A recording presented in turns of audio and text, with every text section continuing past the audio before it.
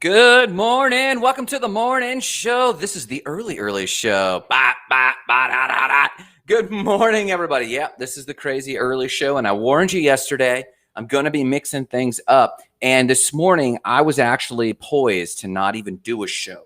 But actually, I got up crazy early, partly what I'm grateful for. I got up crazy early, just naturally, not on purpose. I just woke up and I got my entire morning routine. And out of that quiet time, I actually had some deep insight I just had to share regarding handling the prophetic. We're going to be covering handling the prophetic today, moon trees, where to find them, as well as morning cup of gratitude. So yes, I'm going to be doing this at all hours. I've already got a few interviews. Thanks to you guys. We got some interviews coming up. Root Patel, fantastic, I would say future industrialist.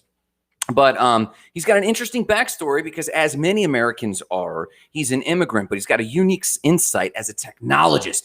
So we're actually going to be touching on that, not today, but we're going to be setting that interview up. And then a lot of you said you also want to connect with Chris Sand. You're going to see these interviews.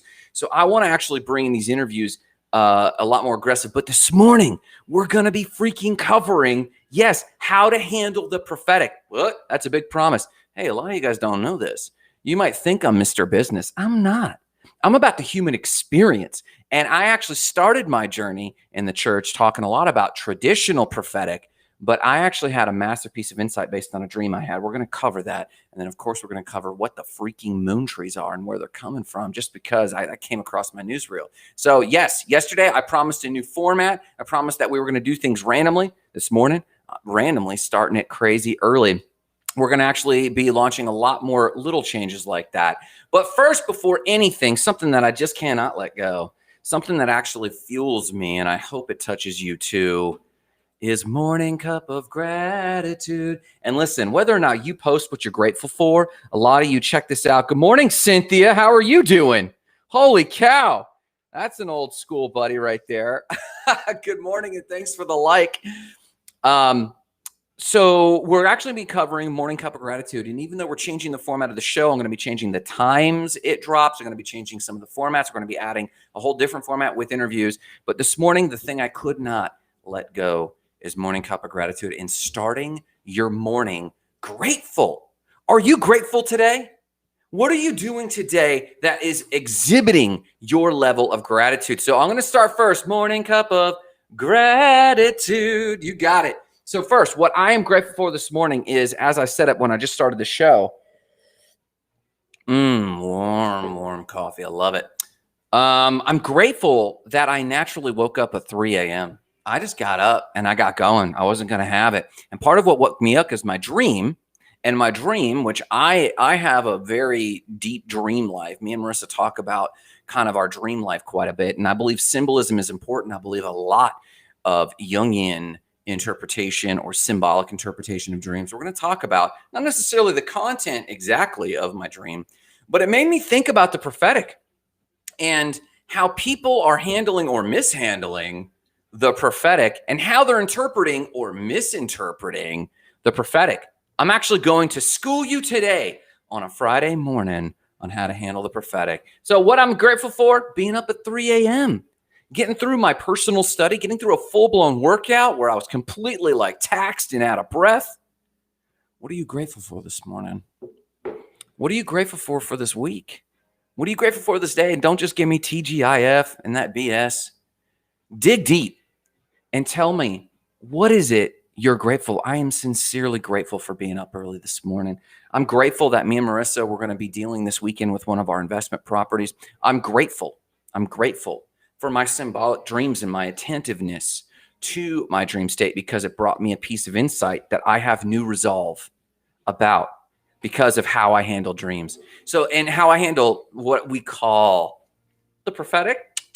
So we're going to be talking about that. So that's what I'm grateful for. Listen, there's 5 of you, 7 of you, 6 of you, 3 of you, 10 of you. Hey, stop on by and tell me what you're grateful for. Please, my lovelies, I want to hear from you. I want to know that you're going through life full of gratitude. Ryan Chris popped on and said, threw me a like. I appreciate that, sir. So here we go. Let's talk about other news. Let's talk about what the moon trees are. Good morning, Laura Gardner. Thank you for the like. I appreciate the love. Laura Gardner's up, and we're going to have Laura on. Laura, we're going to need to get you scheduled to bring you on the show. I want to talk about a lot of stuff, but when I put it out there to people, who do you want me to interview? You came up highly recommended on the list. And listen, if you want to hear from someone specific, local, big, or otherwise, put them down on the list because we're going to actually start bringing them on the show and talking to them about success, goals, their journey, and how we can learn from their own lessons. Laura was one of those awesome people. So thank you for swinging by, Laura. I appreciate you. So real quick this morning, I had no intent to bring you any news this morning. I was actually going to just jump in and talk about this insane topic, the prophetic. And I'm going to bundle in there dream interpretation and how to handle these things. And it's sublimely simple. Laura says, thanks so much. I can hardly wait. Root says he's grateful for Lakeland. Root, let me tell you, brother, I cannot tell you how grateful I am for Lakeland. And guess what? We're on the topic today of handling dreams and handling the prophetic. It's just a top of mind. I want to share this.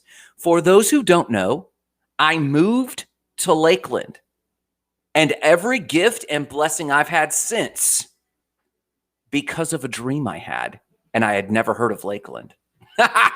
Yeah, that's the truth, man. That's insane, but it's true. Thanks for the like, Root. I appreciate it, sir, man. That matters a lot. So share this episode right now. Click the share button, tag a friend if you think that they either are way too legalist with how they're handling the prophetic, or if you feel like, hey, man, this might be an interesting topic. You got to check this out. So before we do that, let's cover this piece of other news because this is awesome and it's in your world. Did you know that there is a piece of other worlds on this planet? Check it out. It's called the moon trees. Let's cover this. Back in the 1970s, people were throwing just about anything and everything they could find onto the moon and into space in general. And the chief of the U.S. Forest Service found out that one of his fire jumper is someone who's specially trained, a firefighter who is specifically trained to parachute into fire zones and helping fight fires from the inside out. These people are hardcore smoke jumpers, they're called. Well, this soon-to-be astronaut, Stuart Roosa, was a fire jumper and well known in the Forestry Service. Well, the chief of the Forestry Service said, "Hey, buddy, you're about to go to space." Yeah, he said. He said, "Could you think we could send up a couple hundred seeds into space?" They're like, "Sure, I guess." So he gave them 500 seeds. These seeds were stowed in Stuart Roosa's travel kit. They were redwood, pine, sycamore, fir, sweet gum trees, and about 500 seeds in total.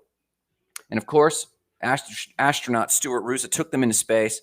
And in this particular trip, this was January 31st, 1971, Apollo 14. Now, if you know about the Apollo missions, this one did not actually make it to the moon. It orbited for 9 days, exposed to radiation, all kinds of things.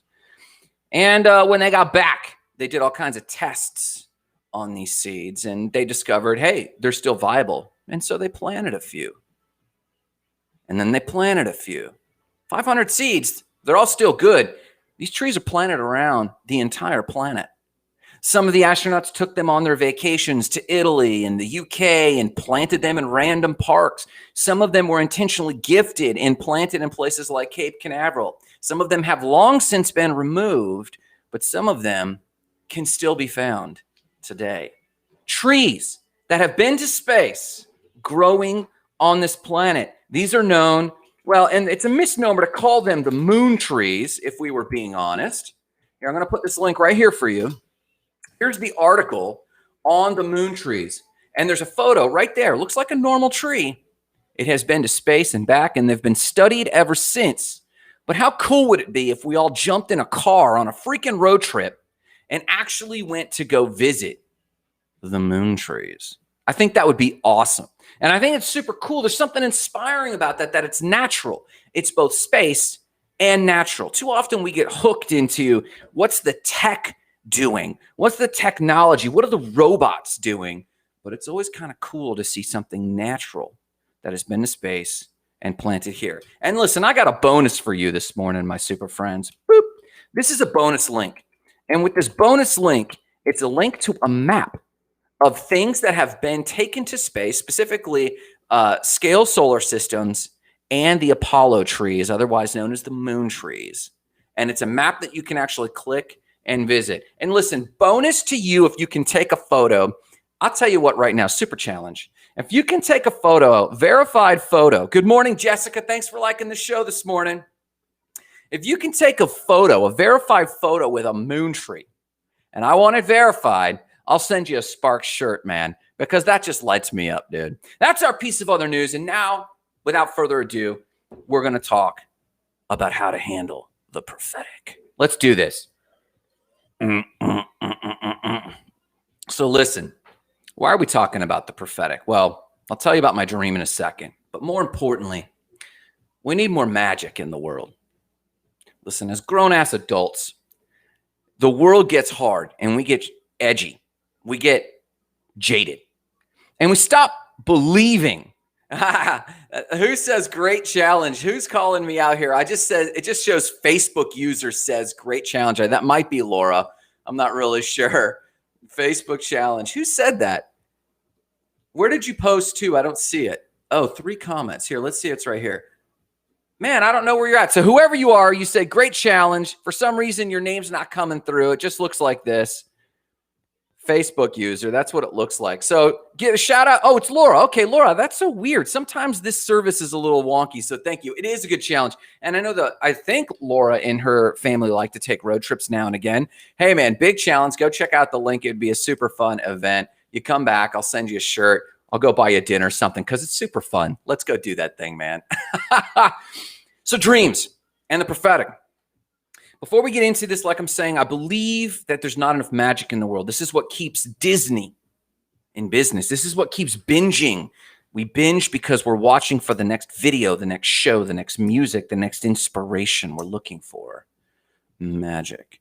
And magic does exist. If you're into any of the spiritual circles, as me and Marissa often do.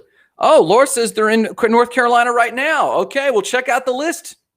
There should be some moon trees in North Carolina, if I'm not mistaken. So I do believe that in spiritual circles, you can find some magic. And quite often a thing we talk about is law of attraction. That's a famous one, but there's others. There's laws of reciprocity. There's laws of momentum. There's all kinds of laws. You just hear the most about law of attraction. But then there's also thinking and believing. There's also manifestation. There's all sorts of things, but we tend, because the world's just so busy and because we don't put in the time. The few times we've ever just sat and tried to manifest something or to interpret something or to access magic that people tell us we have available to us. Life's so busy that the 5 minutes that we throw, the tip that we throw, the homeless change that we toss towards the magic in our lives, when it doesn't return back immediately or ever or in the way we thought, we tend to get jaded and hurt. Why? Because we got vulnerable and we said, I want to see magic. And so we prayed, or I want to see magic, and we hoped for healing. And as we go, we tend to become a little more nihilistic. I think the world needs more magic. And though we've talked about mission and though we talk about business, I want us to also remember to dream, to think big, to do more than think big, to expect more of the world. Igniting lives of explosive significance is all about saying crazy stuff. Like, I want to write the first $1 trillion tithe or donation check. I want to walk on the moon. And when I first wrote that goal, it seemed far from possible. And if I had listened to the public, that's impossible, Grant. I would have stopped believing in the magic of this possibility of walking in the moon. But then the universe sends me personally, Elon Musk. And Elon Musk is building entire industries so that I can manifest my dream. Is that a flaky way to see things? Maybe. It's flakier to see things as conspiracies that are all piled up against you. Either could be true. And we're going to ask 1600 samurai from the 1600s, what he thinks about those things. One of my favorite mentors, Bob Proctor, says, become a good finder. You look at the world and find conspiracy. Why don't you look at the world and find good? That the world is conspiring for good for you. It's just as delusional to say that Elon Musk is out there building entire industries so that I can go to the moon as it is to say that there's an entire conspiracy trying to put you into a FEMA camp. No, one of those is kind of realistic, Grant. Maybe. We could debate that on another show. I'll welcome you and invite you to the show if you ever want to debate that. We'll do a live debate on the viability and provability of those statements. I tend to believe that I believe in good conspiracies. I believe that there's a conspiracy for good in my life. That's what I choose to believe. I believe we need more magic. So let's talk about magic. A dream led me to Lakeland, believe it or not. And if we had more time, and we don't have more time, I'd sit and explain that dream and the state I was in and how this dream I had one evening actually led me to get into a car, drive to Lakeland, sense it out back in 2006, feel it out, and 2 weeks later have uprooted my entire life, my entire upbringing for 25 years in Vero Beach, Florida, and moved to Lakeland because of a dream. Not a goal dream, an at-night, eyes closed, sleep manifested dream moved me to Lakeland. It's partly why I'm so endeared to Lakeland, but Lakeland's also reciprocated over the years. It's been good to me. As Rut said, he's grateful for Lakeland. But we're talking about dreams I had last night. And a dream I had last night went as such. I was in the far northern woods with a small group of people that I considered family. We were in a cabin, and some of those people needed help. So we had to jump into a plane, and I was a pilot. I knew how to fly that plane. But I had a young pilot that I was teaching and training, this young gal, and she was freaked out of her mind, but it was as good a time as any for her to spread her wings. So we all hopped into this little private plane. It was a little Piper aircraft, and she was able to help us take off from this cabin in the North Woods, and we flew through the Northern Lights. It was gorgeous. We were having a gorgeous flight, and all of the passengers were having a good time, but this young pilot, she was getting anxious. She was getting anxious, and though she was trying to look at what was beautiful, she was getting anxious. And we all finally realized she was anxious because we were in a nosedive. The Northern Lights cleared like a fog, and we suddenly realized we were barreling towards the trees. Now, I was cool as ice. I knew we were going to pull out of it. And I patted her on the shoulder. I said, okay, do this. And I gave her some instructions. I said, do that. And she was careening and she was panicked and scared, but she managed to pull us out of a nosedive. And we landed without our landing gear and tore through these pine trees and landed in a nice neighborhood where all the homes looked like Frank Lloyd Wright homes. And we got out, and the passengers were grateful. They were fine. And they moved on. And I was fine. And the pilot was freaking out and stressed out, and it was just a bit too much for her. And then I woke up. It was a tangible dream. It was a dream that when it was done, it told me to wake up. It's what woke me up at 3 a.m. this morning. Now, I was raised in the church, for those who don't know. I wasn't always raised in the church. Very young, I was in Royal Rangers in a denominational Pentecostal church. And I was part of that until my parents were having marital issues. And long story short, we were kicked out of the church, asked to not be a part of the congregation. There was drama in our family, but they asked us to not be a part, and that wounded me pretty heavily. And that wound stuck with me, and so I stayed away from the church mostly up until high school, and I was absolutely blessed to run into Ron Roundtree, who are now renewed Facebook friends. We hadn't seen each other in years, but thanks to technology, we've reconnected. And in young life, I was invited into a church and involved in a mainline church, not Pentecostal at all. And things like the Prophetic weren't really a part of that church, but fellowship and community were, and it made a difference in my life. And then I got involved in a Pentecostal church. And this Pentecostal church spoke more to my heart. I was a loudmouth. I wanted bold things. I wanted beautiful things. I wanted to believe in magic. So I joined this church, and it spoke to my heart, and it healed me and nurtured me when I needed it most. And Terry's family in particular, and his daughters in particular, meant significant things to me. And one of the main teachings of this church was the prophetic. And I sat under people, some of whom claimed the prophetic, but were not prophetic at all. Others of whom were scary prophetic. There was my mentor, Terry, who is to this day scary prophetic, both he and his wife. And by that, I mean not in the traditional religious theological sense, though there is some of that, but in the accuracy sense. Have you ever met someone that was dead accurate? when they came to making predictions. I mean, dead accurate. Doesn't matter their theology, doesn't matter their faith, doesn't matter if they have no faith. They were just always dead accurate in calling things out. My mentor was like that. But I met a lot of people in this journey who claimed to be prophetic and just were not. And anytime someone had a dream, they would venture an interpretation and it would wound them. And so we've come to hear about the prophetic only in Christian religious circles and only in the flaky sense. Now, if you reflect on my dream as a case in point, most people in the prophetic would simply say, this is what is happening. Let me interpret this a little bit. Right now, I have several projects we're working on.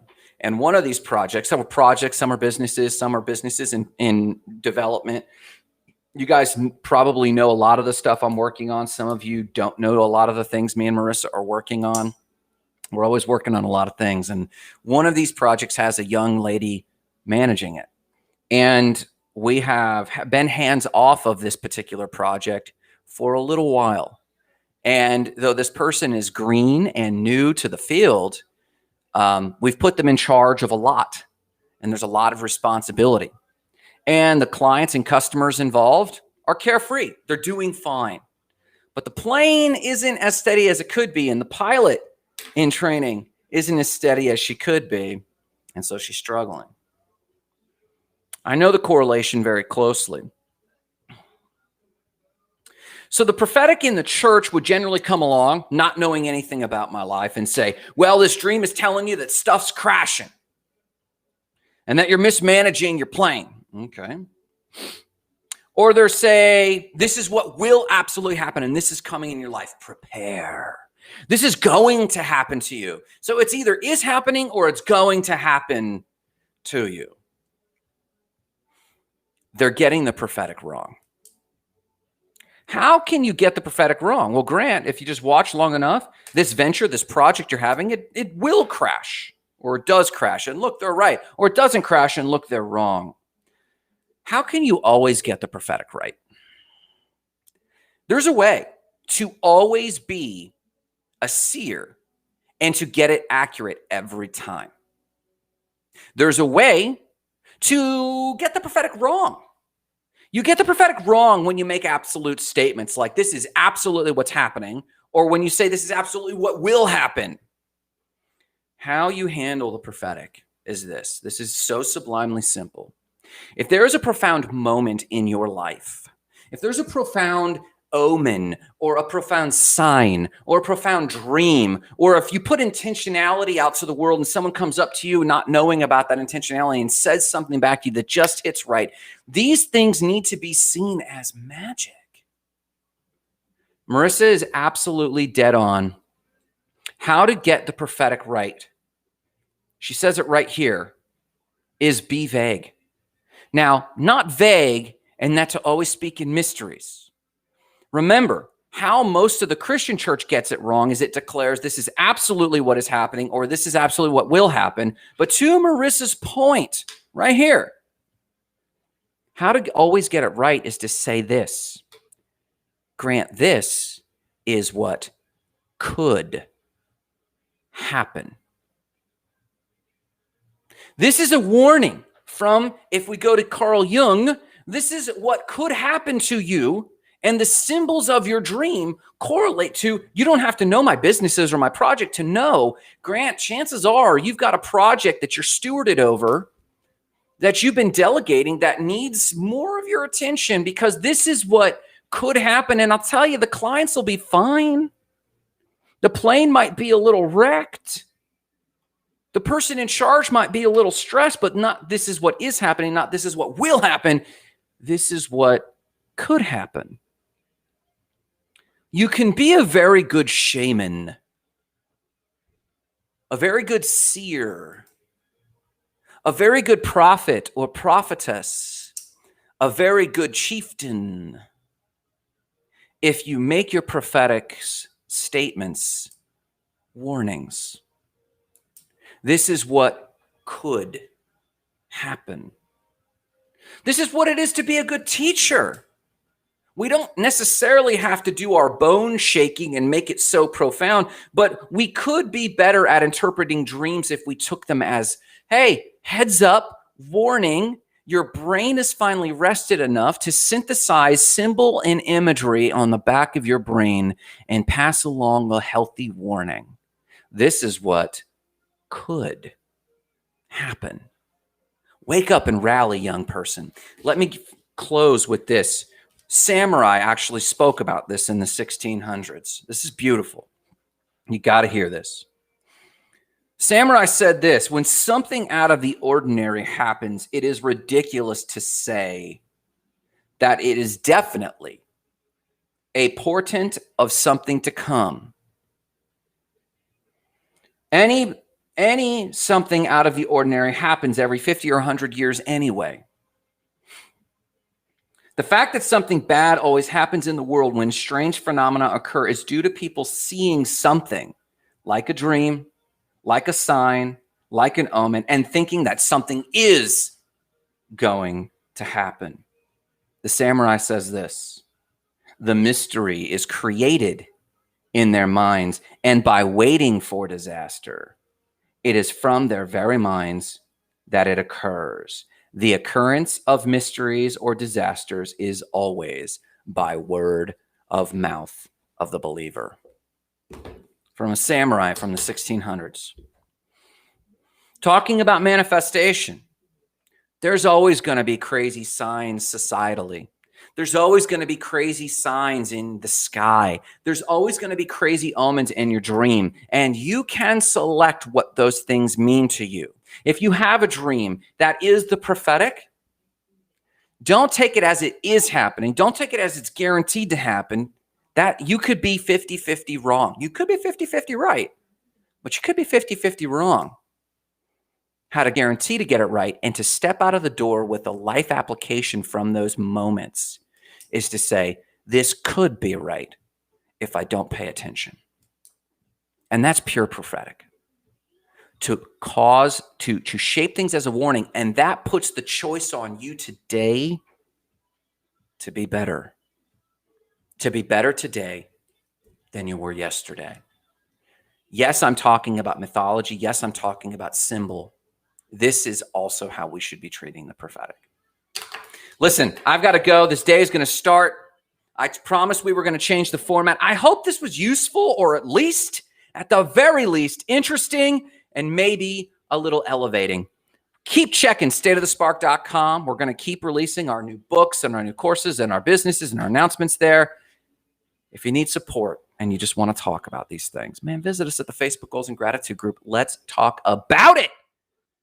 But last but not least, remember to ignite your life of explosive significance, starting with your own. Have a fantastic day.